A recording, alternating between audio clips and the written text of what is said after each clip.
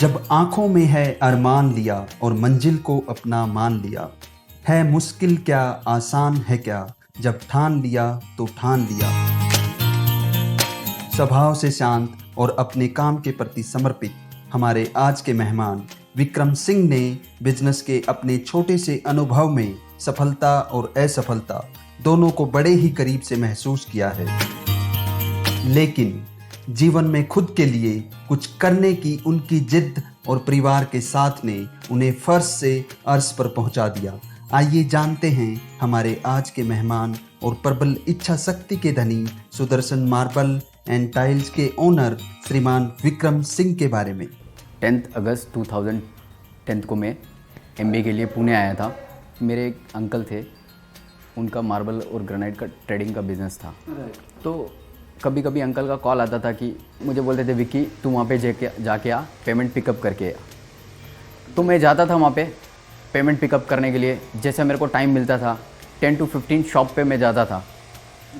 तो मैं भी वहाँ पे देखा करता था कि ये बिज़नेस कर रहे हैं, ग्रेनाइट मार्बल का टाइल्स का बिज़नेस कर रहे हैं। तो मुझे भी सोचने को मिलता था इसमें इतना अर्निंग है, ये है वो है, सारा सब कुछ चालू था। बट ठीक था, अपन ने देखा कि चलो अपन जिस काम के लिए आए एमबीए करने के लिए वो उस पर फोकस किया वापस। एमबीए का सेशन मेरा 2012 में कंप्लीट हुआ। मेरे जो भी फ्रेंड्स थे उसके हेल्प से मुझे एचडीएफसी बैंक में एज अ ब्रांच मैनेजर मेरे को जॉब मिला। मुझे आज भी याद है, मेरा फर्स्ट डे था और फर्स्ट डे ही मैंने एक ही क्लाइंट का 6.5 लाख रुपए का एक LIC का चेक उठाया था। तब मुझे मैनेजर ने बोला कि विक्रम पहली बॉल पे 6।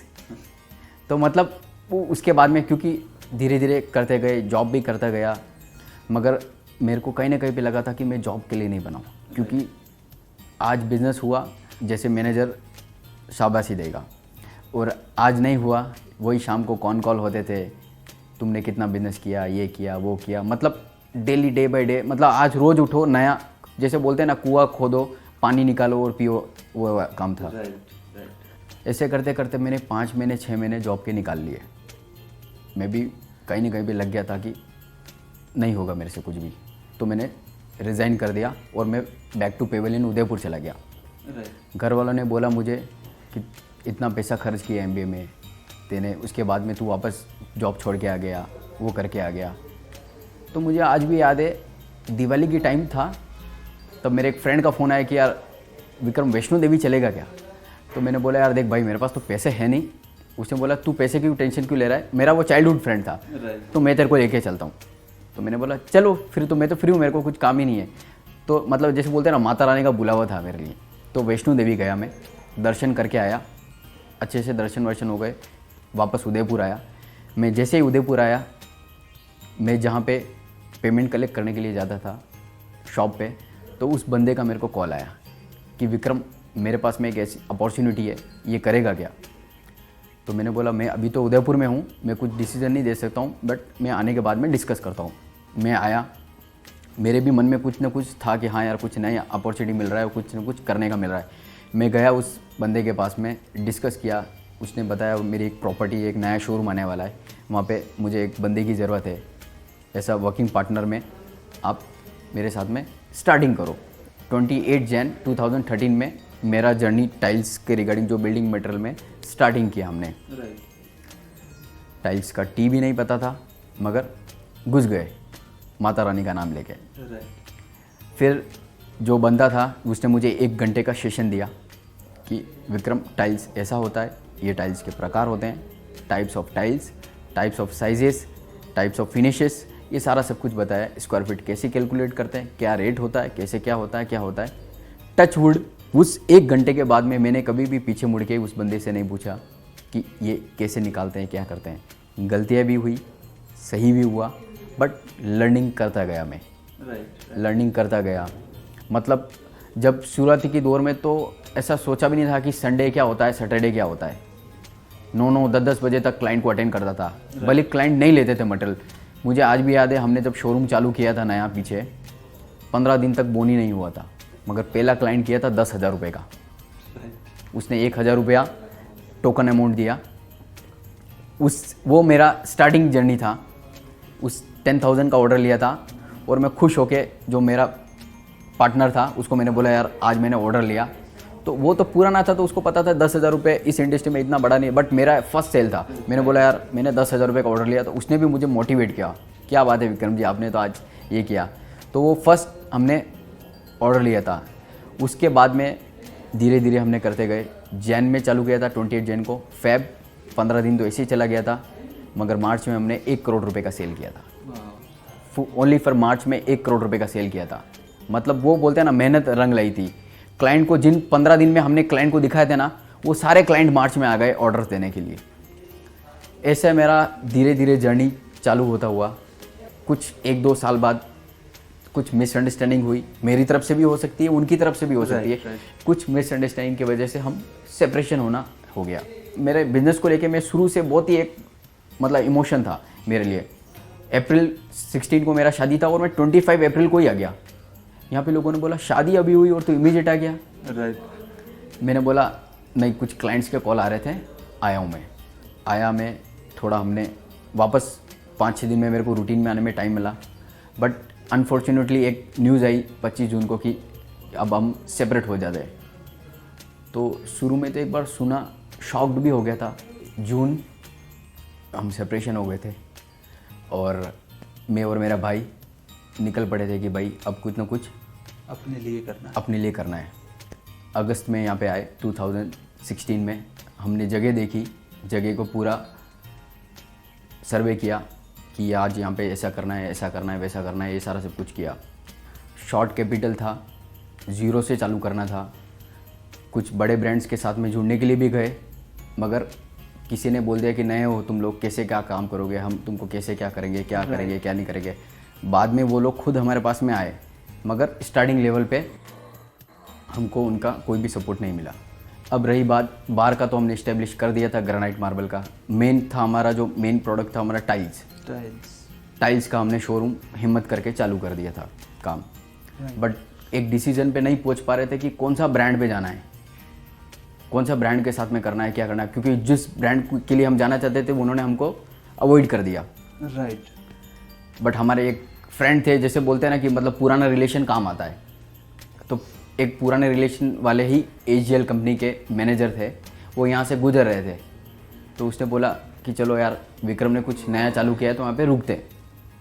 तो आए और ऐसा डिस्कस हुआ कि ऐसा ऐसा करना है। तो उन्होंने भी हमको ऑफ़र किया और हमको तो ऑफ़र की ज़रूरत थी, तो हमने भी शुरू में स्टार्टिंग में किया। नो डाउट हमको शुरू में एजीएल ने बहुत अच्छा सपोर्ट किया। कुछ सैम्पल्स फ्री दिए, कुछ कैसेटीज़ फ्री दिए, फ्लोरिंग जो टाइल्स होता वो भी हमको कुछ जहाँ तक उनकी लिमिट में था वो तक हमको फ्री अप्रूवल करवा के लिया। राइट। जैसे जैसे इस्टेब्लिश किया हमने 2017 मई में हमने हमारा शोरूम को ओपनिंग किया। राइट। यहाँ से हमने हमारा शोरूम का जर्नी स्टार्ट किया। भगवान की दया थी, माता रानी का आशीर्वाद था। हम तीनों भाइयों ने एक ही लगन लगा के एक ही हौसले से काम चालू किया। संडे क्या, सैटरडे क्या, रात की 9 बजे क्या, 10 बजे क्या, रात को 11 बजे भी क्लाइंट आता था तो उसको क्लाइंट को अटेंड करते थे।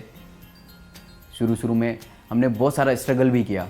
कभी कभी हमारे पास में लेबर्स भी नहीं होते थे तो हम खुद भी लोडिंग कर दिया करते थे, काम करते थे। राइट। वो उस समय हमने कोई भी शर्म नहीं देखा कि यार आज ये देख रहा है वो देख रहा है, क्योंकि हमारा खुद का बिजनेस था। तो वो चालू करके आज हमने धीरे धीरे करके आज इस मुकाम पे पहुँचे हैं। विक्रम जी, दैट शो कि आप शुरू से ही बिजनेस के लिए बने थे। आपके अंदर एक कॉरेज है, एक कमिटमेंट है जो आपके शब्दों से भी दिखता है, झलकता है। विक्रम जी, आप एजीएल के साथ कितने टाइम से जुड़े हुए हैं और ऐसी क्या खास बात है इस ब्रांड के साथ जो आपको जोड़ के रखी हुई है? 2016 से हमने कोलैबोरेशन किया एशियन के साथ में और 17 में ओपनिंग किया। तब से हमने एशियन का काम पूरा चालू किया है। एशियन का पहला तो सपोर्ट स्टार्टिंग में हमको मिला, उसके बाद में हम उनका भी हमारे ऊपर फेथ था और हमारा भी उनके ऊपर फेथ था। राइट। टाइल्स का सप्लाई इमीडिएट मिलने लगा। हमारे अकॉर्डिंग जो भी डेवलपमेंट थे कंपनी ने करके दिए। अलग अलग फिनिशेस, अलग अलग क्वालिटी, आफ्टर सेल सर्विस भी प्रोवाइड होने लगा। अगर आप टाइल इंडस्ट्री की बात करते हैं तो टॉप 3 में एशियन कंपनी का टाइल आता है, जिसको एजीएल के नाम से लोग जानते हैं। राइट। तो एशियन का सपोर्ट की बात करेंगे अपन, ब्रांडिंग के तौर पे देखेंगे तो कंपनी आपको सैंपल्स प्रोवाइड करती है हमको। देन उसके बाद में फॉरेन ट्रिप्स भी लेके जाती है। आज एशियन के साथ में नई नई करते मेरे 10 से 15 कंट्री घूम के आया हूँ मैं। राइट। तो एक बार जाते तो आपको एक्सपोजर भी मिलता है, तो वो ब्रांड के साथ में रहेंगे तो आपको मिलेगा। अगर आप कोई भी लोकल कंपनी के साथ में मिलोगे, प्रोडक्ट अवेलेबिलिटी का भी प्रॉब्लम आएगा, ट्रू। सप्लाई पे मटेरियल नहीं मिलेगा, आफ्टर सेल सर्विस नहीं मिलेगा, रेट का स्टेबिलिटी नहीं रहेगा। डिमांड ज़्यादा रहेगी तो रेट बढ़ा देंगे, डिमांड कम रहेगी तो रेट कम कर देंगे, मगर ब्रांड रहेगा एक अप एंड डाउन कोई भी रहेगा तो रेट स्टेबल रहेगी। विक्रम जी, जो पूना का मार्केट है अपना, अगर हम कंज्यूमर क्लाइंट बेस की बात करें, जैसे आपने अभी मेंशन किया रियल एस्टेट, तो यहाँ का जो बायर है वो किस तरीके का बायर है? ज़्यादातर यहाँ डिज़ाइनर का, स्पेसिफायर का होल्ड होता है या एंड कंज्यूमर, एंड यूजर का ज़्यादा रोल होता है? तो किस तरीके का कस्टमर है Poona market? Pune real estate का सबसे ग्रोइंग सिटी है इंडिया का। सबसे ज़्यादा डेवलपमेंट आईटी कंपनीज यहाँ पे रियल इस्टेट से बहुत सारे, अगर आप देखेंगे अपार्टमेंट्स जो है यहाँ पे बनते हैं, क्योंकि बाहर की आउटकम पब्लिक बहुत सारी है यहाँ पे। तो यहाँ पे बिजनेस का जो सोर्स देखेंगे ना, तो यहाँ पे रिटेल क्लाइंट जो है ना मोस्टली आते हैं, वॉक इन क्लाइंट्स बहुत सारे आएंगे, आर्किटेक्ट्स भी हैं, और मेन आपको बताता हूँ यहाँ पे गांव के जो लोग हैं ना, मतलब आप एग्रीकल्चर जो पर्सन है उनके पास में बहुत सारा अर्निंग रहता है। जैसे यहाँ पे शुगर कैन निकलता है, प्याज निकलता है, तो उसके अकॉर्डिंग यहाँ पे जो लोगों की परचेजिंग पावर है वो बहुत अच्छी है। और यहाँ पे मैंने एक पूरे सब जगह मैंने सर्वे भी किया, बट मैंने यहाँ का एक देखा है बंदे का, यहाँ पे लोग जो घर है ना वो ड्रीम से बनाते हैं। पूरा जितने भी आपकी अर्निंग है उनकी वो पूरा उसमें लगा देते हैं। क्लाइंट भी हमारे पास में आता है तो हम भी उसको उसी के अकॉर्डिंग ट्रीट करते हैं कि उसका घर नहीं बन रहा है, हमारा ही घर बन रहा है। तो हम उसको वैसे डिस्प्ले बताते हैं, हम उसको डिज़ाइन करके देते हैं, सर आप ये लगाओ, ये मत लगाओ, वो लगाओ, ये मत लगाओ, ये अच्छा लगेगा, वो अच्छा लगेगा, ये नहीं टिकेगा, वो टिकेगा। क्लाइंट को ये भी बताते हैं कि ठीक है ये अभी पैसा ज़्यादा जा रहा है, 10-15,000 अभी ज़्यादा पे कर रहे हो, बट ये लॉन्ग लास्टिंग है, क्योंकि घर आप एक ही बार बना रहे हो, बार बार नहीं बना सकते हो। विक्रम जी, आपने डिज़ाइन की बात की, ट्रेंड की बात की, ड्रीम होम की बात की, और एंड यूज़र जब आता है उसके बारे में आपने बताया। अगर हम ट्रेंड की बात करें अभी मार्केट में, क्योंकि एंड कंज्यूमर आप ही के पास आता है, तो you face almost all the time, तो एक पूना के मार्केट में किस तरीके का डिज़ाइन, किस तरीके का ट्रेंड कल्चर में है, लोग बाई करना पसंद करते हैं, या एक कस्टमर मांगता क्या है आपसे? अगर ट्रेंड की बात करेंगे तो एक टाइल इंडस्ट्री ऐसा है जैसा कपड़ा है। कपड़ा जैसे हर 15 दिन 3 महीने में चेंज होता रहता है, जैसे टाइल्स भी इमीडिएट चेंज होता रहता है। तो टाइल्स का ट्रेंड एक पर्टिकुलर फिक्स नहीं रहता है। अभी मार्केट में आपके पास में जो क्लाइंट आता है, क्योंकि बहुत सारी कंपनीज नया नया इनोवेशन करती है, अलग अलग पैटर्न के टाइल करती है। जैसे अगर अपन बात करेंगे तो पहले स्टार्टिंग में डबल चार्ज टाइल आया करता था, फिर डिजिटल आने लगा। अभी आज के ट्रेंड में देखेंगे तो काविंग आ गया, टाइल्स काविंग फिनिश टाइल आ गया, सैटिन फिनिश टाइल आ गया, ओपुलेंस फिनिश टाइल आ गया। एशियन का की प्रोडक्ट है ओपुलेंस। अगर आप देखेंगे तो लपाटो इफेक्ट में टाइल हो गया, फुल बॉडी टाइल हो गया। तो ट्रेंड की बात करेंगे तो मतलब बहुत सारे मल्टीपल चेंजेस होते रहते हैं ब्रांड के अकॉर्डिंग टाइल्स में। आज अगर अपन देखेंगे तो हर 3 महीने 4 महीने में हर कंपनी भी अपना पोर्टफोलियो चेंज करती रहती है। और आज के मार्केट में अगर आपको चलना है तो पोर्टफोलियो चेंज नहीं हुआ तो वो वहीं पे ही रुक जाएगा। राइट। विक्रम जी, आपके पास मल्टीपल प्रोडक्ट रेंज है। अगर सरफेस में आप टाइल भी करते हैं, सरफेस में आप क्वार्ट्स भी कर रहे हैं, सरफेस में आपके पास मार्बल भी है। एक जब कंज्यूमर आता है तो क्या वो माइंड मेकअप करके आता है कि मुझे अपने किचन पे मार्बल लगाना है या क्वार्ट्स लगाना है, या बाथरूम में मुझे टाइल ही लगाना है, या कोई और प्रोडक्ट में यूज कर सकता हूँ हॉल में, या आप उनको अपनी तरफ से उनकी नीड को समझते हुए एडवाइस करते हैं? तो अभी ट्रेंड में क्या चीज़ है यहाँ पे? अगर हम मार्बल की बात करें, टाइल की बात करें, क्वार्ट्स की बात करें, तो आपके पास ऑलमोस्ट सभी प्रोडक्ट हैं। तो कस्टमर पॉइंट ऑफ व्यू से क्या बाई करना पसंद करता है, या आप सजेस्ट? अगर क्लाइंट की आप बात करेंगे तो कुछ क्लाइंट, वॉक इन क्लाइंट्स की बात करता हूँ मैं, इंटीरियर क्लाइंट्स की बात नहीं करता हूँ। वॉक इन क्लाइंट्स जो आते हैं, कुछ क्लाइंट्स को तो पता भी नहीं कि मेरे को लगाना क्या है। राइट। कुछ क्लाइंट्स बोलते हैं मुझे मार्बल देना है किचन के लिए, बट मार्बल किचन टॉप के लिए स्ट्रेंथ में अच्छा नहीं रहता है। राइट। तो हम क्लाइंट को कन्विंस करते हैं एज़ पर द क्लाइंट का बजट के अकॉर्डिंग कि सर ग्रेनाइट लगाना है या क्वार्ट्स लगाना है। राइट। बजट के अकॉर्डिंग उसको बता दें कि ये चीज़ यहाँ पे लगाना है। बहुत सारे क्लाइंट को कौन सी टाइल कहाँ पे लगानी है वो नहीं पता होती है, तो उनको हमको बताना पड़ता है, सजेस्ट करना पड़ता है कि ये टाइल आप यहाँ पे लगाइए तो इसका लुक अच्छा आएगा, ये टाइल वहाँ पे लगाइए तो इसका लुक अच्छा आएगा। हाँ, अगर इंटीरियर के साथ में क्लाइंट आएगा तो इंटीरियर को नॉलेजेबल रहते हैं बंदे, तो वो उनको बताते कि वो सिलेक्शन के लिए आते हैं कि ये टाइल्स इसके लिए, ये टाइल्स उसके लिए, इसे। आज अपन बात करेंगे तो एक नियर अबाउट मैंने 1000 बाथरूम डिज़ाइन किए हैं क्लाइंट के। वाह। तो ये एक्चुअली लर्निंग से मेरे को भी सीखने को मिला कि चलो आज इसके साथ में लगा के देखते, वो लगा के देखते, ये लगा के देखते, तो क्या होता है, मतलब बोला प्रैक्टिस मैन परफेक्ट। तो उसके अकॉर्डिंग अपना जर्नी चालू है। राइट।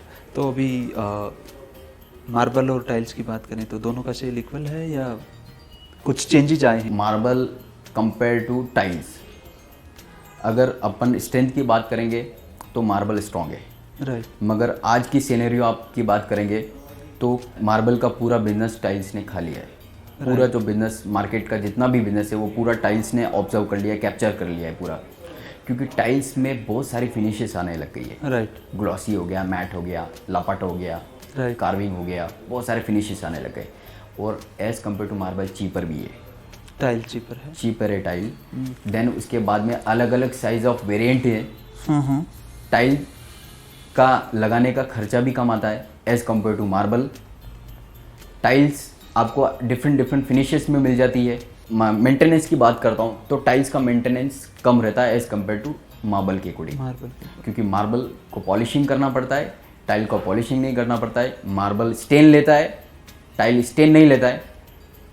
कुछ आजकल टाइल्स ऐसी भी आए हैं जो स्क्रैच प्रूफ आने लगी है, स्ट्रेंथ में अच्छा होने लगी है tiles. Right right. Anti skid रहती है टाइल्स, जो कि मतलब लोग टेरेस पे लगाते हैं, बालकनी में लगाते हैं। तो ऐसा मार्बल में फिनिशेस आते हैं बट बहुत सेलेक्टेड ऑप्शन रहते हैं। तो क्लाइंट का आजकल जितना भी जैसे बोलेंगे ना मोड हो रहा है वो पूरा टाइल्स के अकॉर्डिंग हो रहा है। राइट। विक्रम जी, आपका डिस्प्ले काफ़ी अच्छा है, और अगर हम डिस्प्ले की बात करते हैं तो आप कितने टाइम पे अपने आप को अपडेट करते हैं, और जब आप रिटेल बिजनेस में होते हैं तो रिटेल बिजनेस में डिस्प्ले का क्या रोल है? अगर आप बात करेंगे डिस्प्ले की तो हमारे यहाँ पे जो भी टाइल्स जितने भी है, अगर ऑन एन एवरेज हम देखेंगे तो 3 to 4 मंथ्स में हमको टाइल्स का सारा चेंजेस करना पड़ता है। राइट। टाइल्स हमने कुछ मॉकअप भी डेवलप किए हुए हैं हमारे शोरूम में, तो हमको वो मॉकअप चेंज करने पड़ते हैं। कुछ टाइल्स के डिस्प्ले हैं जो पैनल्स में लगाते हैं, वो पैनल्स के टाइल्स भी डिस्प्ले चेंज करना पड़ता है। और अगर आपके पास में डिस्प्ले इमीडिएट चेंज नहीं रहा, अगर अपन ठीक है वॉक इन क्लाइंट की बात करेंगे तो चलो ठीक है एक बार आया वापस नहीं आएगा, मगर आप बात करते हैं इंटीरियर डिज़ाइनर आर्किटेक्ट की, तो आर्किटेक्ट एक बार आएगा 2 बार आएगा, वो सेम देखेगा, अगर यार सेम डिस्प्ले है तो वो क्लाइंट के साथ में वापस आने के लिए हिचकिचाएगा। राइट। और अगर आपने कुछ चेंजेस करते रहे, आपके प्रोडक्ट में इनोवेशन करते रहे, हमेशा कुछ ना कुछ मॉकअप चेंजेस किए, टाइल्स चेंज किए, ये किया, कुछ नया प्रोडक्ट लेके आए, तो वो आर्किटेक्ट भी एक उसके मन में रहेगा नहीं यहाँ पे आते यार कुछ ना कुछ नई चीज़ मिलती है। राइट। जो मतलब बोलते हैं ना दिखता है वो बिकता है। अगर आपका शोरूम अच्छा है, अगर आपने अच्छा डिस्प्ले किया हुआ है, अच्छा आपने प्रोडक्ट रखे हुए हैं, तो इमीडिएट क्लाइंट सिलेक्शन कर देता है। राइट। अगर कोई वॉक इन क्लाइंट आया तो इसको विजुअलाइजेशन बिल्कुल जीरो रहता है कि टाइल्स लगने के बाद में मेरे मॉकअप में कैसा दिखेगा, मेरे बाथरूम में कैसा दिखेगा, ये मैं फ्लोर पे लगाऊंगा टाइल्स कैसा दिखेगा। तो उसको विजुअलाइजेशन के लिए आपके पास में कुछ डेमो होना चाहिए। राइट। कुछ डेमो रहेगा तभी उसको देख के पता चलेगा हाँ यार ये मेरे आइटम लगाऊंगा मेरे घर पे तो अच्छा लगेगा लुक। तो वैसे वैसे धीरे धीरे आपको सैम्पल्स भी चेंज करने पड़ते हैं। मेन आपने जो बोला हमारा इसमें पूरी टाइल इंडस्ट्री में मेन आपका जो मेन है वो डिस्प्ले। Right right. डिस्प्ले रहेगा तभी आपका आगे काम चलता रहेगा। यस, मेनली अगर आपके पास एक अच्छा डिस्प्ले है तो कस्टमर को डिसीजन लेना इजी हो जाता है। Exactly. And at the same time आप वो फील उनको दे सकते हैं जो उनके घर में जाने के बाद आने वाला है। काफ़ी सारे शॉप्स भी हैं मार्केट में, and at the same time day to day activity में आप काफ़ी सारे कस्टमर आपके पास आते होंगे, आप कस्टमर को डायरेक्टली फेस करते हैं। तो विक्रम जी, कभी ऐसा हुआ है कि कस्टमर प्रोडक्ट की क्वालिटी को लेके, कस्टमर सर्विस को लेके कोई भी इश्यूज़ आपके सामने लेके आता है तो आपकी टीम उसको कैसे टैकल करती है? And at the same time same चीज़ अगर हम मैन्युफैक्चरर को माइंड में रखें तो आपके वो क्या सुझाव हैं जिनको लेके मैन्युफैक्चरर अपने प्रोडक्ट की क्वालिटी में, अपने प्रोडक्ट की सर्विस में इम्प्रूवमेंट कर सकता है? हमारे यहाँ पे कोई भी क्लाइंट आता है तो हम उसको डायरेक्ट डिस्प्ले की तौर नहीं लेके जाते। राइट। उसको क्लाइंट की बेसिक नीड क्या है, उसको क्या चाहिए, उसको क्या करना है, क्या लगाना है, क्या बजट है, उसको कैसे क्या करना है, उसके उस एरिया में उसको सूटेबल होगा या नहीं होगा। राइट। वो उसके पूरा हम उसका ओवरव्यू लेते हैं क्लाइंट का। उसको पूरा एक प्रिस्क्रिप्शन जैसे डॉक्टर का रहता है वैसा पूरा रेडी करते हैं Right, कि ये right. सारी चीज़ें हैं, वो सारा स्टडी करते हैं। देन उसके बाद में हम क्लाइंट को बताते हैं कि सर ये लगाइए, वहाँ से चालू होता है पूरा क्लाइंट का। राइट मैन्युफैक्चरिंग के लिए छोटा सा हमारा भी एक ओपिनियन रहता है कि आप टाइमली अकॉर्डिंग चेंजेस होना चाहिए टाइल्स में। राइट टाइल्स के जो भी आइटम्स रहते हैं, मतलब एक तो क्या रहता है, कोई प्रोडक्ट कंपनी बनाती है, बनाने के बाद में उसको छोड़ देती है, राइट तो वो क्लाइंट, जैसे अभी अपने किसी क्लाइंट को मटेरियल सप्लाई किया है, तो अगर आपको क्लाइंट ने, कंपनी ने मटेरियल बना के स्टॉप करके छोड़ दिया, अपने क्लाइंट को मटेरियल सप्लाई किया, आफ्टर 1 मंथ 2 मंथ उसको कुछ मटेरियल शॉर्टेज गिरता है, राइट तो क्या होता है, कंपनी इनोवेशन करती है, तो इनोवेशन वैस उस पॉइंट ऑफ व्यू से करना चाहिए कि मतलब उसको कंटिन्यू रखे। ऐसा नहीं कि ठीक है एक बार 1 टाइम प्रोडक्ट बनाया और उसके बाद में बंद कर दिया। तो कोई भी प्रोडक्ट बनाए तो उसको कंटिन्यू रखना चाहिए। और बात फिटिंग में किस तरीके के इश्यूज रहते हैं? बात फिटिंग्स, मतलब नाम बहुत इजी है वो, मगर बात फिटिंग्स जब लगता है ना, तब अगर आपका यहाँ पे कोई भी क्लाइंट आया, बात फिटिंग्स आपके यहाँ पे आपने डिस्प्ले किया है, कोई भी आपसे परचेज करना आया है, उसको ज़ीरो नॉलेज होगा। राइट क्योंकि उसको सिर्फ माइंड में क्या है, बात फिटिंग्स लेने का है। मगर बात फिटिंग्स के बारे में जब तक आपको स्टडी नहीं हुआ, तब तक आप क्लाइंट को सेल नहीं कर सकते हो। राइट क्योंकि वो जो चीज़ लेके जा रहा है वो कहाँ पे फिट होने वाला है, फिट होगा नहीं होगा, पानी का उतना प्रेशर आएगा नहीं आएगा, फिटिंग्स लगने के बाद में प्रॉपर फिटिंग नहीं हुआ, क्योंकि जब at the time of fitting installation होता है तो कंपनी का टेक्नीशियन अवेलेबल होना चाहिए। अगर वहाँ पे प्रॉपर फिटिंग नहीं हुआ तो वाटर लीकेज का ऑप्शन आएगा, वहाँ पे वाटर लीकेज हो जाएगा, हार्ड वाटर रहेगा तो जो भी उसके नोजल्स रहेंगे वो ब्लॉक हो जाएंगे। बहुत सारे फिटिंग्स में मेन, जैसे अगर एज़ कम्पेयर टू टाइल की बात करेंगे तो फिटिंग्स में आपको नॉलेज होना ज़रूरी है, तभी आप प्रोडक्ट सेल कर पाओगे और आफ्टर सेल भी आप सर्विस दे पाओगे क्लाइंट को। राइट राइट विक्रम जी, आपके बिजनेस को लेके आपके फ्यूचर के प्लान क्या हैं? प्लान तो फ्यूचर के बहुत सारे हैं।